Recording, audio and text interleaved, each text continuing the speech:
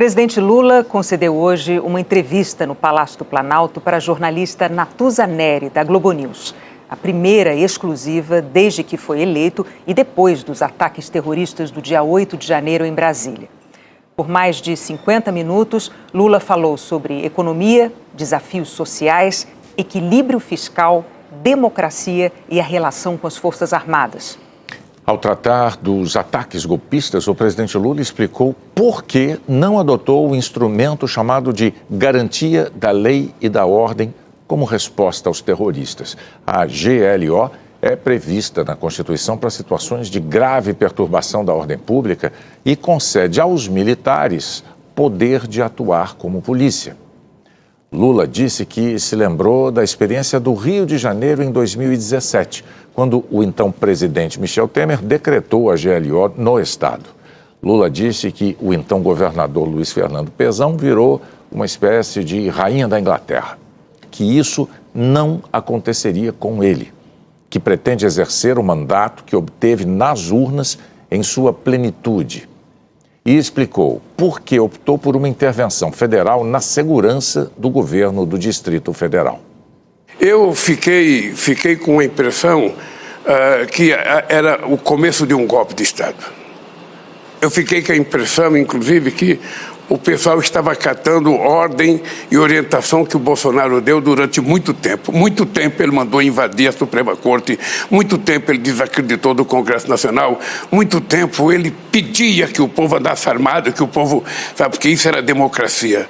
Sabe, eu acho que a decisão dele de ficar quieto depois de perder as eleições, sabe, semanas e semanas sem falar nada.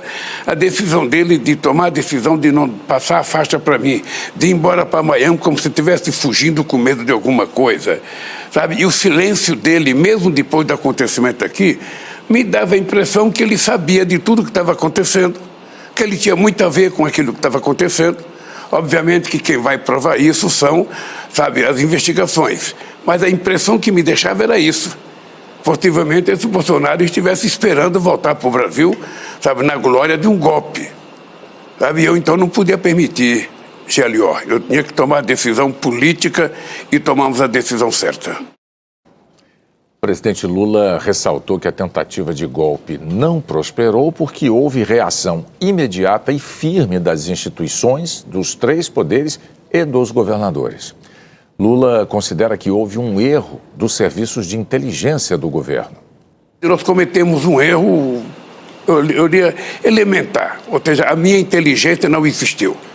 Eu saí daqui na sexta-feira com a informação que tinha só 150 pessoas no acampamento, que estava tudo tranquilo, que não ia permitir que entrasse mais ônibus, que não ia permitir que juntasse mais ninguém. Eu viajei para São Paulo na maior tranquilidade. Né? E aconteceu o que aconteceu. E depois que aconteceu, aí você vai ver na rede social, isso estava sendo convocado há mais de uma semana. A Polícia Federal, inclusive, no sábado, faz um ofício, o diretor-geral da Polícia, dizendo que havia esse risco. Mas quando o senhor fala de inteligência, o senhor está falando do gabinete da ABIN, do Gabinete de Segurança Institucional? Aqui nós temos inteligência do Exército, nós temos inteligência do GSI, nós temos inteligência da ABIN, nós temos inteligência da Marinha, nós temos inteligência da Aeronáutica. Ou seja, a verdade é que nenhuma dessas inteligências serviu para avisar ao presidente da República, ou seja, que poderia ter acontecido isso. Se eu soubesse na sexta-feira que viria 8 mil pessoas aqui, eu não teria saído de Brasília. Eu saí porque estava tudo muito, muito tranquilo, até porque a gente estava vivendo ainda a alegria da posse. A posse foi uma festa marcante que eu não sei em que momento da história vai acontecer outra igual aquela. Muita gente, muita alegria, muita tranquilidade, muita festa. Ou seja, a gente estava vivendo da alegria da posse. A gente não imaginava que pudesse acontecer isso. Eu, sinceramente, não imaginava que pudesse acontecer isso, porque nunca na história desse país aconteceu isso. Lula explicou por que, diante desses erros dos serviços de inteligência, não demitiu o ministro da Defesa, José Múcio, nem substituiu os comandantes das três forças. Você não pode fazer caça às bruxas, sabe, sem você analisar corretamente o que aconteceu. Você não pode substituir um jogador porque ele perdeu um gol. O que você tem é que apurar corretamente, ver o que aconteceu, ver aonde houve negligência nossa, aonde houve erro nosso, aonde foi que nós cometemos. Veja, porque o país estava em festa. Eu duvido que, além das pessoas que tramaram isso, tivesse alguém no Brasil imaginando que isso poderia acontecer. Ou seja, esse país estava em festa. Esse país, o povo tinha voltado a sorrir outra vez. Então, eu acho que foi pego todo mundo de surpresa. O presidente repetiu o que disse logo após os ataques, que considera haver indícios de negligência por parte das forças de segurança. A minha mágoa, e nós vamos apurar, porque eu também não quero culpar ninguém sem provas, a minha mágoa é que houve negligência. Houve negligência de quem tinha a obrigação de tomar conta do palácio. Houve negligência, sabe, não sei se do secretário, de toda a polícia, ou de quem foi a negligência, da Polícia Militar de Brasília, que é responsável por tomar conta, sabe, da cidade. Lula disse que todos precisam ser investigados e os culpados punidos, mas com garantia de ampla defesa. As pessoas que foram presas vão ser ouvidas, sabe, as pessoas vão ter direito à defesa, sabe, as pessoas vão ser punidas se a gente provar que eles foram culpados. Nós não queremos fazer nada que não garanta a presunção de inocência para as pessoas. O presidente disse que ainda esta semana vai reunir os comandantes das Forças Armadas para tratar das funções constitucionais de defesa nacional. Ele afirmou que discutirá o orçamento do Exército, da Marinha e da Aeronáutica para garantir equipamentos mais modernos para as forças e informou que, na reunião, pedirá que os militares fiquem fora da política. E a outra coisa que eu quero conversar é o seguinte: é não politizar as Forças Armadas. Ou despolitizar. É despolitizar. Eu não politizar, que eu digo é o seguinte: é preciso que os comandantes assumam a responsabilidade de dizer: o soldado, o coronel, o sargento, o tenente, o general, ele tem direito de voto, ele tem direito de escolher quem ele quiser para votar.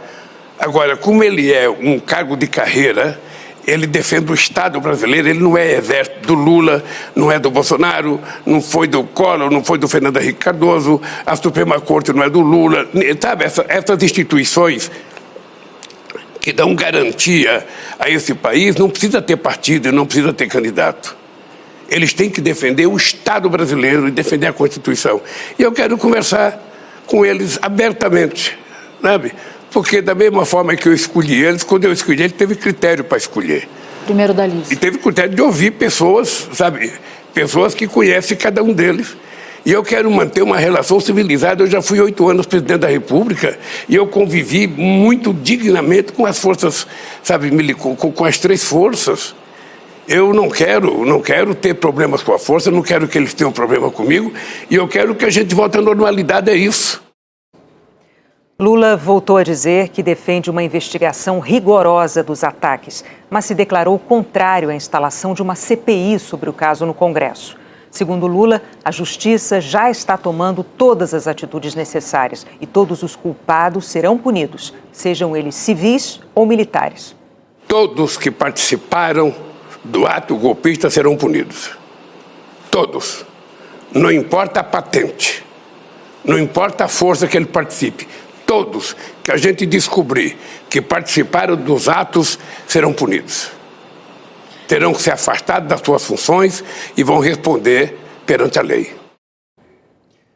O presidente fez uma defesa enfática da democracia e destacou que ela só será plena quando as necessidades sociais forem atendidas.